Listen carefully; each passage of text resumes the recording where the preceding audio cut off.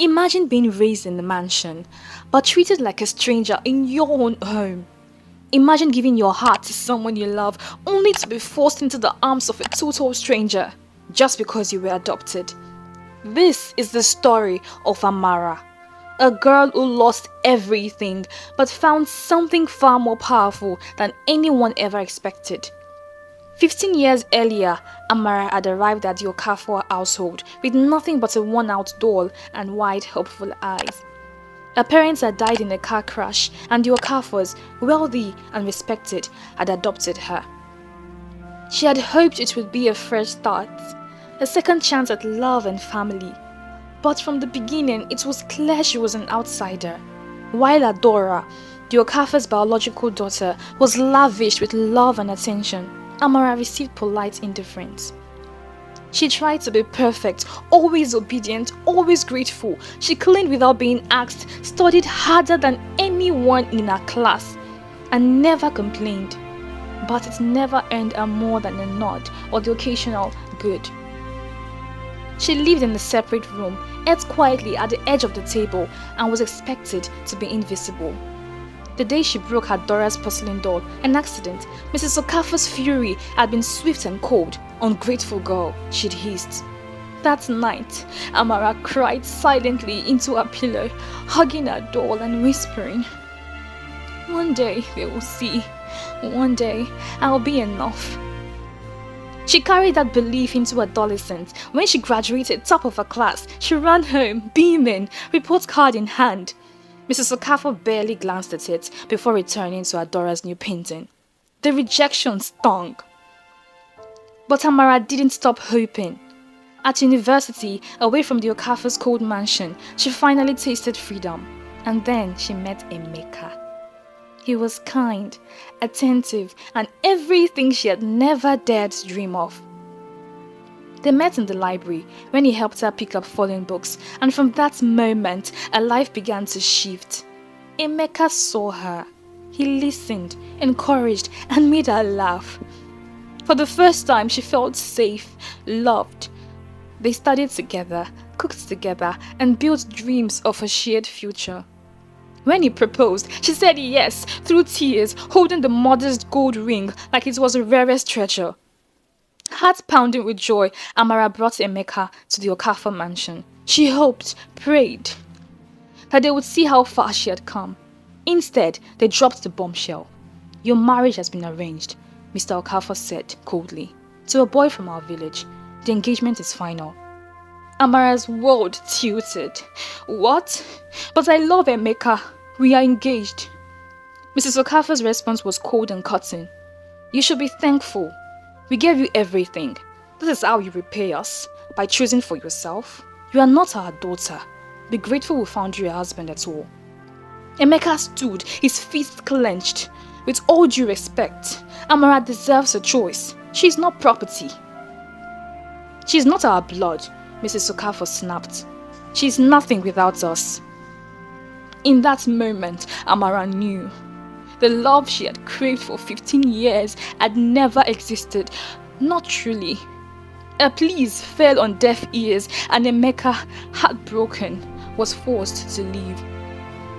Days later, she was shipped off to the village and introduced to Obinna, a kind-eyed, awkward mechanic who looked as uncomfortable as she felt. "I know this isn't what you wanted," he said quietly, "but I'll try to make you comfortable." She couldn't even reply. They married the next day. Amara barely whispered her vows. The church was small, the ceremony rushed, and her heart was in pieces. Amara clutched the fraying lace of her wedding gown, heart hammering in her chest.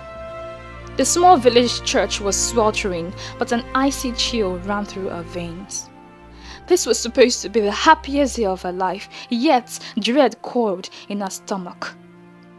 She glanced around at unfamiliar faces, villagers who smiled warmly at the bride, oblivious to her silent despair. Beside her stood Obinna, the quiet mechanic she had met only days before. He fidgeted with nervous energy, always stained fingers twitching. This was not the man she had dreamed of marrying, not the gentle young doctor who had held her heart for years. As the pastor's voice filled the room, Amara's thoughts drifted to the moment that shattered everything. "You are not our blood," her adoptive mother had said coldly. "You should be grateful we raised you." That one sentence had snatched away the only family she had ever known and sentenced her to this life. A marriage arranged without her consent to a man she didn't love in a place she didn't belong. Obinna gave her space, even sleeping on the floor of their tiny one-room house that first night. He asked nothing of her, only offering quiet kindness. She mourned. For days, Amara moved like a ghost. She didn't speak. She ate barely enough to stay upright. She clutched the engagement ring Emeka had given her like a lifeline, hiding it in the folds of her wrapper. She cried alone, never letting Obinna see, but he noticed. One afternoon, after she'd fainted from exhaustion and hunger, she woke to find him dabbing her forehead with a wet cloth.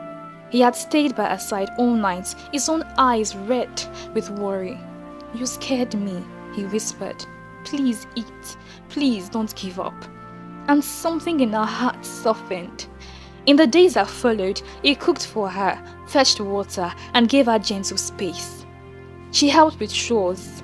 She asked questions. Obinna wasn't educated like Emeka, but he was smart, clever with his hands, and full of quiet dreams. One night, Amara found him working on a strange contraption in the dark. When she asked him what it was, he stammered, embarrassed. "It's a small generator. I've been trying to build something affordable for families here." He expected her to mock him. Instead, she sat beside him. "Show me." Together, they tinkered. She helped with wiring, calculations, even selling scrap to fund parts. Their bond deepened, not fast, but steady. They laughed. They failed. They tried again. In those moments, Amara forgot her pain. She began to admire him. This man who asked for nothing but gave everything. One day, she opened her jewelry box and stared at Emeka's ring. It represented a love that was beautiful, but gone. She swallowed her grief and took it to town. The sale gave them enough to buy the final parts of the generator. The day it worked, the entire village came to see. A single bulb glowed brightly. Powered by the small machine, Amara and Obinna stood hand in hand, beaming. It wasn't just light, it was hope. Word spread. They were invited to a local innovation fair. Amara presented the design. Obinna handled the tech. They won! A newspaper featured them. Village mechanic and wife invent life-changing generator. In Lagos, the Okafas saw the headline, and for the first time in her life, Amara's phone rang, and it was her father. His voice was hesitant. We are proud of you. Your mother. She's been crying for days. Will you come see us?" Amara didn't answer immediately. That night, she sat with Obinna under the stars. "They want to talk," she said. They apologized. Her voice wavered. "I don't know if I'm ready." "You don't have to go," Obinna said. "But if you do, I'll be beside you." Amara stared into the dark, heart thudding. "I think I need to. Not for them, for me." The visit was tense. At the Okafor mansion, the same grand gates opened. But this time, Amara walked through them, not as a forgotten orphan, but as a woman who had found her worth. Her parents were waiting. Mr. Okafor spoke first, voice cracking. "We failed you. You were always our daughter. We were too blind to see." Mrs. Okafor, the once proud matriarch, knelt before her. "I am so sorry," she whispered. "Please, forgive me." Even Adora cried. "I was jealous," she admitted. "But I see now, you were always the stronger one." Amara broke. Tears poured freely. Years of pain, rejection, and longing surged out. But she also felt release. She forgave them, not because they deserved it, but because she needed to. They returned to the village with renewed purpose. With new funding and connections from the contest, they began production of their generator. Amara became a voice for rural innovation. Obinna was hailed as a genius innovator. Months later, they boarded a flight to London for an international tech expo. At the airport, the entire Okafor family was there to see them off. Mr. Okafor hugged Obinna and called him my son. Mrs. Okafor packed food and fussed over her like a real mother. Adora took endless selfies, grinning. The once lonely girl had finally found a place, not in their house, but in their hearts. As the plane took off, Amara looked down at Nigeria fading beneath the clouds. She reached for Obinna's hand and smiled. Our journey had been full of sorrow, rejection and loss, but through it all, she had found love. Not the kind born from fairy tales, but the kind forged in fire. And as the sun rose above the clouds, Amara whispered to herself, "This is only the beginning." And that was the story of Amara, a tale of pain, perseverance, and purpose. If you enjoyed the story, don't forget to like, share, and subscribe to our channel, The Moral Compass, for more powerful African stories like this one. We would love to hear from you. What parts moved you the most in this story? Leave a comment below. See you in the next video.